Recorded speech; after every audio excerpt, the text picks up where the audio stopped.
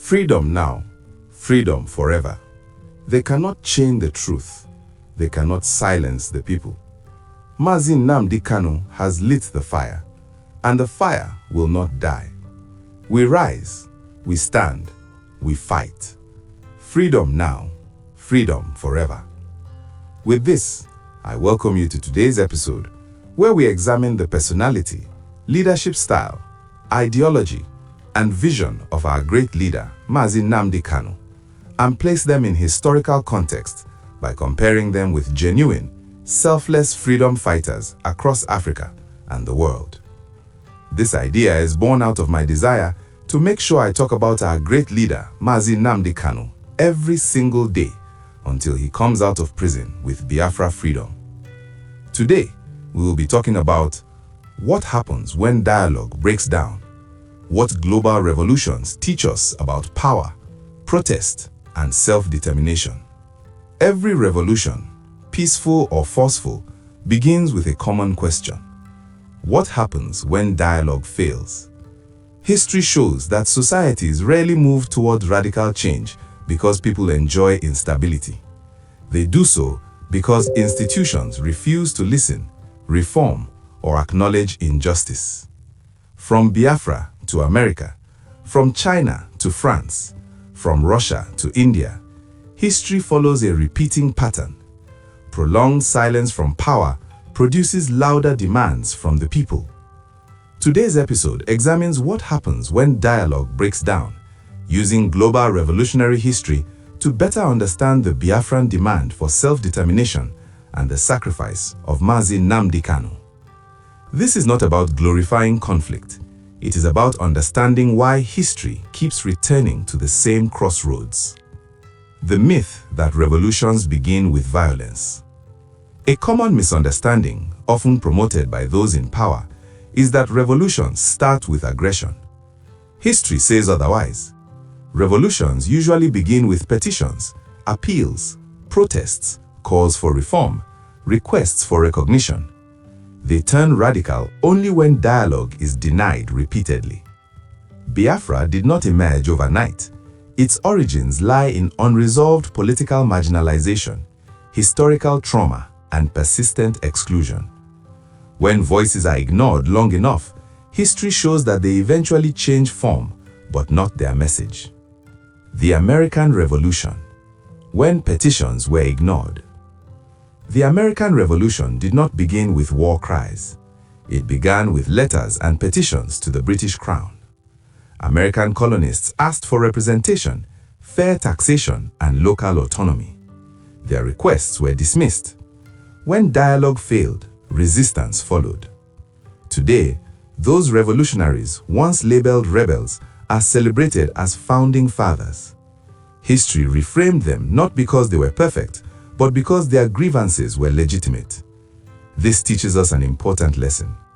Legitimacy is not defined by authority, it is revealed by time. The French Revolution. Silence before explosion. France in the 18th century was a society where inequality was normalized and dissent ignored. The monarchy dismissed economic suffering and social exclusion until reform became impossible. The result was not peaceful transition, but explosive change. While the French Revolution had excesses, history does not deny its root cause, which was a system that refused to reform when dialogue was still possible. Biafra's lesson echoes here. When systems ignore peaceful demands, they invite radical outcomes. Russia. When ideology filled a vacuum. In Tsarist Russia, reform was delayed for decades. Calls for constitutional governance, labor rights, and political inclusion were suppressed. When change finally came, it arrived not through negotiation, but through revolution. The Bolsheviks did not create dissatisfaction, they organized it. History shows that when moderate voices are silenced, more extreme voices gain influence. This is not an endorsement, it is a warning. China. National humiliation and identity. China's revolutionary history cannot be understood without acknowledging national humiliation, foreign dominance, and internal decay. Reform efforts failed repeatedly.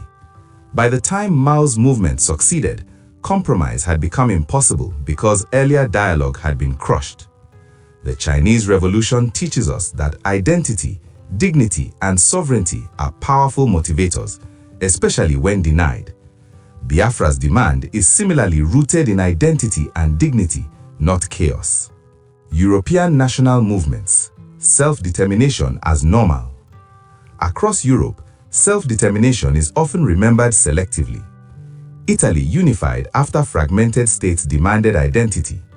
Germany unified through nationalist movements. Ireland fought for independence after centuries of denial. Irish revolutionaries were once labeled extremists. Today, Ireland is a sovereign state, and history acknowledges the legitimacy of their struggle, even while critically examining its methods. The key lesson is this: self-determination was normalized in Europe, but problematized elsewhere. Why Biafra is still speaking. The Biafra question persists because dialogue has never truly happened. There has been no comprehensive truth process, no national reconciliation, no open acknowledgement of trauma, no referendum or consent-based resolution. Instead, silence was imposed and memory criminalized. Mazi Nnamdi Kanu represents a response to that silence, not its cause. Mazi Nnamdi Kanu and the language of dialogue.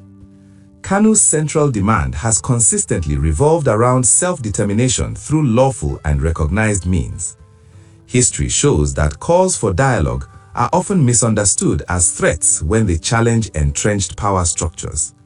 Mandela's calls were once dismissed. Gandhi's demands were ignored for decades. The American colonists were ridiculed. History eventually sided with the principle of consent, when states confuse control with stability. One of history's most consistent lessons is that control is not stability. Empires collapse not because people demand too much, but because rulers refuse to adapt. The Soviet Union collapsed without invasion. The British Empire dissolved not by force alone, but by moral exhaustion. Biafra's continued relevance reflects a similar truth: unresolved issues do not expire. The danger of criminalizing memory. When states criminalize memory, they unintentionally legitimize resistance. History shows that movements grow stronger when they are denied lawful channels. This is not unique to Africa. The American civil rights movement grew after suppression. European labor movements expanded after repression. Eastern European dissidents gained legitimacy through persecution.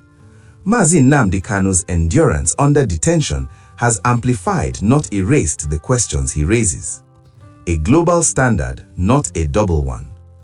If self-determination is valid in America, 1776, France, 1789, Russia, 1917, China, 1949, Ireland, 20th century, then history demands consistency when the same principle is raised elsewhere.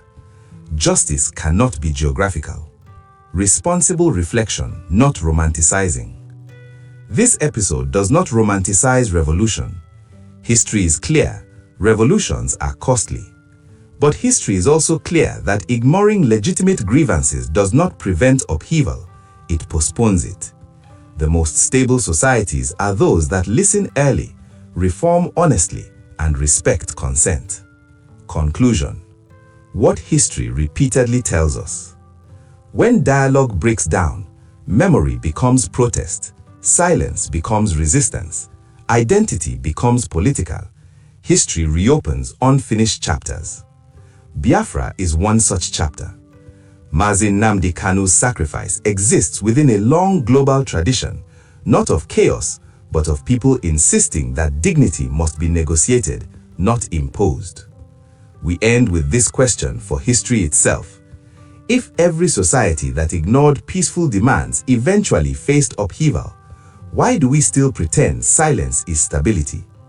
Stay tuned and see you on the next episode.